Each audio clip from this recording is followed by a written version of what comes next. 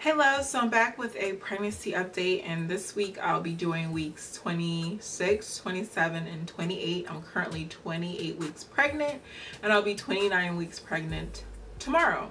I didn't plan on being gone for 3 weeks in a row, but week 26 wasn't too eventful. Week 26, basically all I did was go and do my baby registry at Babies R Us. I really didn't have any new symptoms or anything like that.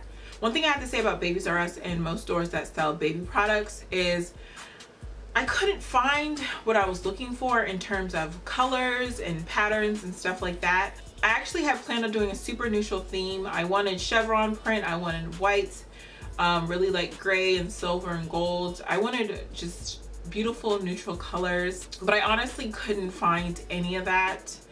Mostly everything is just pink and blue, and I didn't think that it would be that hard just to find neutral colors. And then the things that had neutral colors were like monkeys and stuff, and I'm not interested in a monkey theme. So I don't know, I couldn't really find, you know, that much that I liked. So I don't even think I'll be able to have a theme because there wasn't the consistency in style. You know, if I want a neutral, I'll have to go with a little bit of yellow, a little bit of brown, a little bit of gray, a little bit of white. There wasn't like a consistent neutral theme anywhere in that store. One thing that I haven't discussed is the sex of the baby. We plan on keeping that a surprise. So that's another reason why I want neutral things, because I can't go with blue or pink if it's going to be a surprise. And the name will also be a surprise when it's born as well. So since no one knows the sex and no one knows the name, we have to stick with neutral things. So yeah, that's all I did in week 26. My weight was pretty much the same. Week 27 started off with my doctor's appointment and my glucose test. And y'all know how nervous I had been about that test. Basically that day I woke up around 6 a.m. and that was not my plan. My plan was not to wake up at 6 a.m. But since I did wake up at 6 a.m. hungry, I ate a bagel and butter and didn't eat at all after that. So my appointment was until 2:30. So by 2:30 I was pretty hungry, but I didn't want to eat because I didn't want to fail my test. And the first thing that they had me do was take my test, and I had an option between fruit punch or orange, and I chose orange. They didn't tell me I had a 5-minute limit or anything like that, thank God, because I'm pretty sure it took me longer than 5 minutes to drink it. The first two or three sips of the orange super sugary drink, it wasn't that bad. It tastes like orange soda, but then after that I just got sick and tired of it. But of course I had to get it down anyways. I never once felt nauseous. I never once felt like I was gonna vomit. But then again, I think that what helped was I didn't have a time limit, so I was able to take my time and drink it. So during that hour that I had to wait, I was able to see my doctor, and I was able to have an anatomy scan. I think that's what it's called, where they go over every single body part once again and check it. I know they did that at about, I think they did that about 19 weeks or 18 weeks for me, and so they did it again at 27 weeks. And everything is measuring perfectly. Also, the baby is head down, and I thank God for that. I hope that the baby stays head down because I know that's the perfect position for labor and delivery, and she told me that. So I was very happy about that. Another great thing about this ultrasound session was that I got a clear image. And I've been wanting a clear image. I haven't been wanting a 3D image, and I think a lot of people thought that that's what I was looking for when I was telling you guys how blurry most of the images were that I was getting and how crappy their ultrasound machine was. I wasn't looking for a 3D ultrasound. I wasn't looking for anything that clear, but I was looking for something clearer than what I had been getting, just because I have seen other people's ultrasounds, and other people's ultrasounds have been fairly clear as far as showing the profile, and I felt like every ultrasound that I had been getting up until this point was so fuzzy for the profile image that I couldn't tell anything as far as features. And this ultrasound picture that I got this time, I can see like clearly the profile. I can see the nose, I can see the lips and the chin and everything like that. To be honest with y'all, the baby looks like me. No one else notices it. My hubby claims he doesn't notice it. My mom and dad claim they don't notice it, but I think the baby like looks exactly like me and nothing like my hubby. I feel like the baby has my nose, like the slope that I have. The baby definitely doesn't have the slope my hubby has.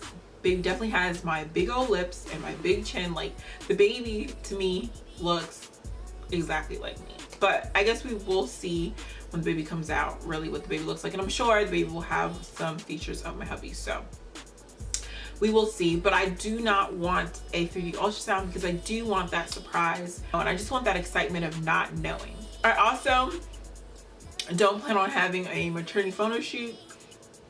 That I actually would like, but since my hubby's not around, I don't want to do it, because if he can't be part of it, then I just don't want to do it. So what I plan on doing as far as a maternity photo shoot is, since I do have a really good camera, I have a Canon Rebel T5i, I just plan on going to a beautiful garden and having my mom take pictures of me. I think that'll be just fine. Since my hubby's not around, we can't do a family one. So that's what we plan on doing, or what I plan on doing as far as that. And I did pass my glucose test, thank God. So 2 days after my doctor's appointment, which was also 2 days into my 27th week, I started experiencing pelvic pain and pelvic pressure. And it was pain unlike anything that I've ever felt in life. It was, I mean, I cried. I never felt anything like that. It was scary, and it was painful. And basically what happened was, probably starting in my 25th or 26th week, I started feeling soreness in my hips and my butt. But I read that that was completely normal, that your body's changing and your body's preparing for, you know, what's to come. So everything is just kind of widening and stuff like that. So I knew the soreness was normal. But that day, it was a Saturday, and I had gotten dressed up, and I think I went out to dinner that day, and I wore heels. And up until this time, I had been wearing heels and had been completely fine. But when I got home and I took my heels off, I mean, my body was taken over with this extreme sharp pelvic pain, to the point where it felt like my insides were about to fall out of me. It felt like my baby was gonna fall out. It felt like my stomach was gonna fall out, my intestines. It felt like everything was just going to fall right out of my body. It was so painful. I couldn't move. I literally had to take all my clothes off, lay in bed and not move. I couldn't even move from side to side. I was just stuck in one position, laying on my back. And I was in so much pain that even though I was laying in bed, I couldn't even research it at that very moment, because I was just in too much pain to research anything. By the next day, even though I still had soreness, the pain wasn't as extreme, so I researched it, and I realized that not a lot of women have it, but there are a good amount of women who do feel or experience pelvic pain and pelvic pressure. And the cause of it is from a hormone that we produce during pregnancy called relaxin. And relaxin actually loosens up the joints between your pelvis. And the reason why that joint is loosened is because it helps with labor and delivery. It helps with the movement of your body, and it helps the baby, or allows the baby, to exit your body a little easier if those joints are relaxed. But what that can also cause with that joint being relaxed is pain. So that's what I was experiencing.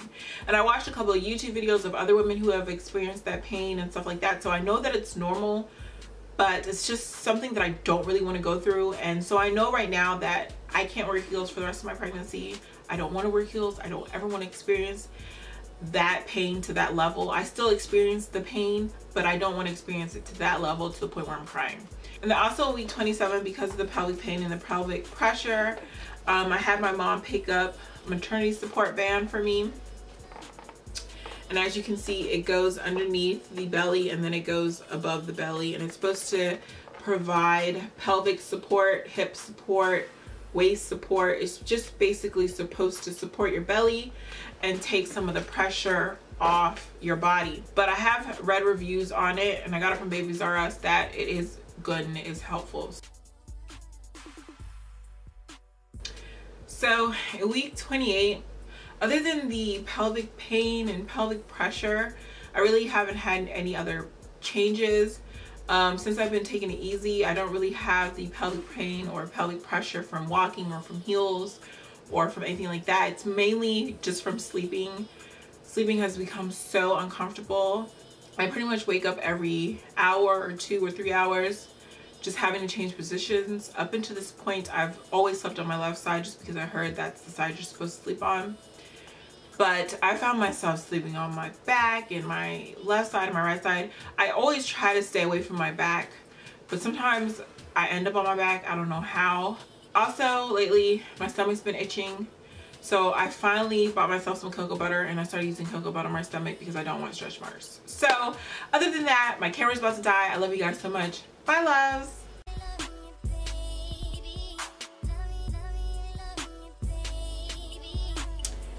So this is me at 28 weeks. I'll be 29 weeks tomorrow.